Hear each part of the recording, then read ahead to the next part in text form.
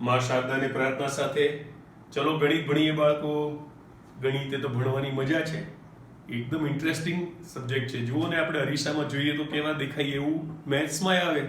આપણે શીખ્યા કે ત્રિકોણમિતીય વિધેય અને ત્રિકોણમિતીય પ્રતિવિધેય એના આલેખો દોરીએ તો y બરાબર x રેખા જાણે અરીસો એવી રીતે વર્તે અને એકબીજાનું પ્રતિબિંબ હોય એવા આલેખો મળે.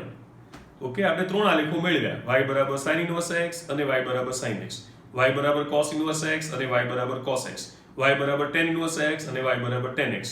આના ત્રણ આપણે ગ્રુપ ચેક કર્યા, બરાબર. હવે આજે દાખલાઓ કરશું કે જેથી તમને થોડીક મજા પડે. ઓકે, પાછા એક બે આલેખો એક બે દિવસ પછી કરશું. તો સૌથી પહેલા આપણે શું કરશું, તમે જાણો છો કે બધા ત્રિકોણમિતીય વિધેયો છે ને એ આવર્તી વિધેય છે, એટલે એની કિંમતો રિપીટ થયા કરે. ખ્યાલ આવ્યો? એટલે અને આપણે તો એવું શીખ્યા હતા કે પ્રતિવિધેય વ્યાખ્યાયિત કરવા માટે આપેલું વિધેય કેવું હોવું જોઈએ, એક એક અને વ્યાપ્ત. એક એક એટલે એક સવાલનો એક જવાબ. હવે જો એક સવાલનો એક જવાબ હશે તો પછી હું આને સવાલ બનાવીશ તો એમાં પણ એવું જ થશે. ઓકે, અને વ્યાપ્ત એટલે સહપ્રદેશ અને વિસ્તાર સરખા થવા જોઈએ. પણ ત્રિકોણમિતીય વિધેયોમાં કેવું થાય છે બાળકો કે એને આપણે એવા પ્રદેશો અલગ અલગ સિલેક્ટ કરવા પડશે કે જેમાં આપણે વિધેયનું પ્રતિવિધેય વ્યાખ્યાયિત કરી શકીએ. ઓકે, તો આપણે શીખી ગયા છીએ એટલે સેજ રિપીટ કરી દઈએ કે sin ઇન્વર્સ x હોય, ઓકે, તો એનો વિસ્તાર આપણે લઈશું સંવૃત અંતરાલ -π/2 થી π/2, જ્યાં વિસ્તારનો અર્થ આપણે કર્યો છે મુખ્ય કિંમત વાળી શાખા. ઓકે, એ રીતે cos ઇન્વર્સ x નો સંવૃત અંતરાલ 0 થી π અને ક્લોઝડ ઇન્ટરવલ 0 to π કહેવાય. y બરાબર tan ઇન્વર્સ x હોય તો વિવૃત અંતરાલ -π/2 થી π/2 અને ઓપન ઇન્ટરવલ -π/2 થી π/2. y equals to cot inverse x તો વિવૃત અંતરાલ 0 થી π, open interval 0 to π. y equals to sec inverse x તો એનો રેન્જ વિસ્તાર સંવૃત અંતરાલ 0 થી π minus π/2, that is closed interval 0 to π minus only π/2 we have to subtract. Similarly y equals to cos inverse x તો સંવૃત અંતરાલ -π/2 થી π/2 minus sec of 0, closed interval -π/2 to π/2 minus sec of 0. આ ત્રણનું group છે ને એ સરખું દેખાશે. જો આ મિત્ર, ઓકે, આ મિત્ર, જો -π/2 -π/2 ને આ મિત્ર યાદ રાખવાની દ્રષ્ટિએ. પણ ખાલી ફેર એટલો કે sin ઇન્વર્સ x માં સંવૃત અંતરાલ આવે, tan ઇન્વર્સ x માં વિવૃત આવે, cosec ઇન્વર્સ x માં sin ઇન્વર્સ x જેવું આવે, ખાલી 0 કાઢવાના રહે.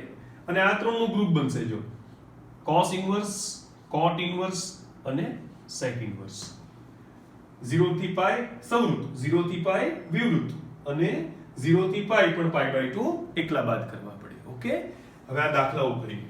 ઓકે, દાખલાઓ મુખ્ય કિંમતો શોધો. ઓકે, તો સૌથી પહેલા શું કરવાનું, જે રકમ આપી હોય એને માટે આપણે y ધારવાનું. એટલે આપણે પહેલો આ શરૂ કરીએ છીએ, બરાબર. ધારો કે sin ઇન્વર્સ ઓફ -1/2 બરાબર y. sin ઇન્વર્સ સામે જશે એટલે sin થઈ જશે, માટે -1/2 બરાબર sin y. બરાબર. હવે આપણને ખબર છે કે sin ઇન્વર્સ નો વિસ્તાર શું હતો. જુઓ ત્યાં લખ્યો છે આપણે, sin ઇન્વર્સ નો વિસ્તાર હતો સંવૃત અંતરાલ -π/2 થી π/2. બરાબર ને બાળકો? હે ને? તો પછી આપણે આમાંથી કોઈ કિંમત મૂકવી પડે કે જેને માટે sin ની કિંમત -1/2 આવે. તો આપણને ખબર છે કે y બરાબર -π/6 લઈશું તો sin of -π/6 બરાબર -1/2 થશે. ઓકે, હવે આ sin ત્યાં લઈ જાઓ તો -π/6 equals to sin inverse of -1/2. Therefore sin inverse of -1/2 એની મુખ્ય કિંમત આવી -π/6. આની મુખ્ય કિંમત આવી -π/6. એકદમ ક્લિયર? હવે બીજો એક્ઝામ્પલ લઈએ. આપણે cos ઇન્વર્સ ની વાત કરવી છે, બરાબર. તો આપણે કહીએ આ બીજો, હવે બીજો કરાવું છું, બરાબર. સેકન્ડ ધારો કે આ પૂરો થઈ ગયો એટલે ભૂસી નાખીએ, બરાબર. ચાલો હવે બીજું, cos ઇન્વર્સ ઓફ √3/2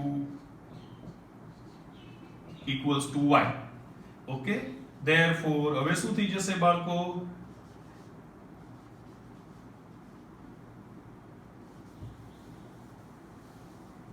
આ cos ઇન્વર્સ સામે જશે એટલે cos થઈ જશે. therefore √3/2 equals to cos of y equals to cos of y. હવે cos ઇન્વર્સ નો વિસ્તાર શું છે? cos ઇન્વર્સ નો વિસ્તાર સૌરુત અંતરાલ 0 થી pi closed interval 0 to pi is the range of cos inverse. Okay, તો હવે મારે શું કરવું પડે? આમાંથી એવી વેલ્યુ લેવી પડે કે cos ની વેલ્યુ √3/2 આવે. તો આપણને ખબર છે કે y = આપણે શું લેવું જોઈએ? π/6 લેવું જોઈએ, બરાબર ને? તો પછી આપણને ખબર છે કે √3/2 = cos π/6. હવે આ cos ને આમ લઈ આવો તો therefore શું થઈ જશે? cos ઇન્વર્સ ઓફ √3/2 = એકલો π/6 અહીંયા રહી ગયો, એ આપણો જવાબ. એટલે આની મુખ્ય કિંમત શું આવી? cos ઇન્વર્સ ઓફ √3/2 ની π/6. ઓકે, હવે શું કરીએ? ત્રીજો એક્ઝામ્પલ લઈએ, બરાબર? ત્રીજું લઈએ. શું છે આપણી પાસે? આ વખતે cosec ઇન્વર્સ છે. તો આપણે કહીએ ધારો કે cosec inverse of 2 = y. therefore આ cosec ઇન્વર્સ સામે જશે એટલે cos થઈ જશે, cosec થઈ જશે, એટલે 2 = cosec of y. ઓકે, હવે cosec ઇન્વર્સ નો વિસ્તાર શું છે બાળકો? what is range of cosec inverse? આ રે, બરાબર ને? -π/2 થી π/2 માઇનસ સેટ ઓફ 0. આમાંથી કઈ વેલ્યુ લઈએ તો cosec = 2 આવે? તો y = π/6 લઈશું તો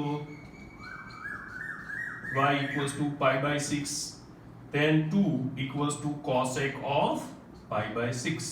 હવે cosec આમ લઈ આવીએ એટલે cosec ઇન્વર્સ થઈ જાય. therefore cosec inverse of 2 = π/6. આપણો આન્સર. એટલે આની મુખ્ય કિંમત કેટલી આવી? π/6. ઓકે, હવે ચોથું એક્ઝામ્પલ કરીએ, બરાબર? ચોથા એક્ઝામ્પલમાં શું કરવાનું છે બાળકો? tan ઇન્વર્સ છે. હવે તો આપણે કહીએ ધારો કે tan ઇન્વર્સ ઓફ -√3 = y. તો પહેલા tan ઇન્વર્સ સામે લઈ જવાના એટલે શું થઈ જાય? tan થઈ જાય. તો therefore -√3 = tan y. હવે tan ઇન્વર્સ નો વિસ્તાર શું છે? tan ઇન્વર્સ નો વિસ્તાર આપણને ખબર છે, આ રહ્યો વિવૃત અંતરાલ ઓપન ઇન્ટરવલ -π/2 to π/2. આમાંથી આપણે -√3 આવે એવી કિંમત લેવાની છે. ઓકે, તો આપણને ખબર છે કે y બરાબર આપણે શું લેવું પડશે? -π/3 લઈએ તો tan -π/3 બરાબર શું થાય? સે ચેક કરી લઈએ.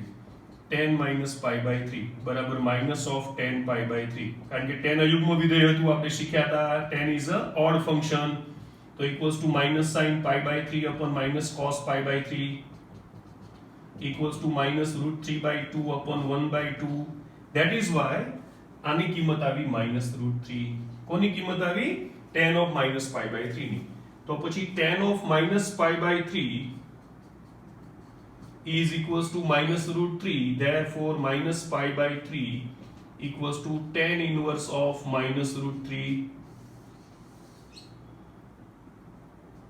એટલે આનો આન્સર શું આવ્યો બાળકો? tan inverse of -√3 નો ની મુખ્ય કિંમત આવી -π/3. ઓકે, હવે આપણે આવી ગયા પાંચમું example. Okay,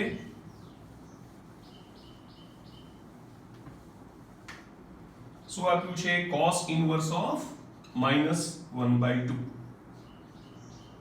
cos inverse of -1/2 બરાબર આપણે સુધારી લેવાનું y. હવે cos inverse સામે જાય એટલે cos થઈ જાય. તો therefore -1/2 = cos y. ઓકે, હવે cos inverse નો વિસ્તાર શું છે બાળકો? what is range of cos inverse? 0 to pi close interval સૌરુત અંતરાલ r u. તો પછી આપણે હવે cos ની કિંમત નેગેટિવ કયા ચરણમાં આવે? બીજા ચરણમાં આવે. આપણને ખબર છે કે cos of pi - π/3 કરીએ તો એને એક્ચ્યુઅલી -cos π/3 કહેવાય. cos of pi - θ = -cos θ = -1/2 આવે. that means કે આ -1/2 માટે સામેની બાજુ મારે લખવું પડે cos of pi - π/3. પણ આને 2π/3 કહેવાય. therefore -1/2 = cos 2π/3. હવે આ cos આમ લઈ આવું તો શું થઈ જાય? cos ઇન્વર્સ થઈ જાય. તો therefore cos inverse of -1/2 equals to 2π/3. એકદમ ક્લિયર? એટલે આપણો આન્સર આવી ગયો 2π/3. આવી રીતે બીજા સમ્સ નેક્સ્ટ લેક્ચરમાં લઈશું.